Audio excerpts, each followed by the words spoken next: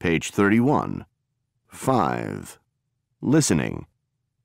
Listen to the information about the future of newspapers, then complete the chart with the advantages and disadvantages of each news format. Since the early 17th century, newspapers have had the same general format. The news has been printed in ink on paper. Then the newspapers have been circulated to a particular area. However, the Internet brought great change to the newspaper industry.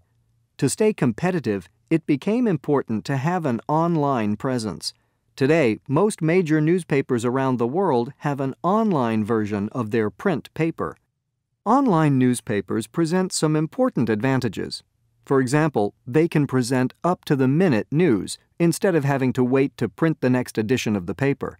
An advantage to the reader is that most online news sources are free. However, it seems almost certain that there are further changes ahead for the way newspapers are presented and sold.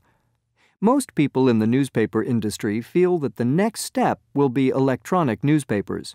Electronic newspapers would use technology related to today's electronic book readers. Like these readers, e-newspapers would use e-ink. Like a computer screen, e-ink has the ability to instantly refresh and change images. However, e-ink uses paper instead of a computer screen, so e-ink images look more like the images in actual books and newspapers. The electronic newspaper will have the look and feel of a print newspaper in other ways as well. It will be as large as the typical print newspaper, with a lightweight, portable screen that is flexible enough to be rolled or folded like a newspaper. The e-newspaper will combine these advantages of print newspapers with the advantages of online media, such as constant and instant updates, interactivity, and video capability.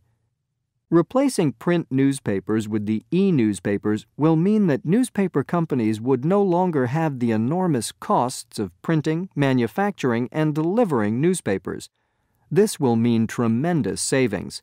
One newspaper publisher predicts by 2030, we will have shifted to an electronic format, and we will have stopped printing paper newspapers completely.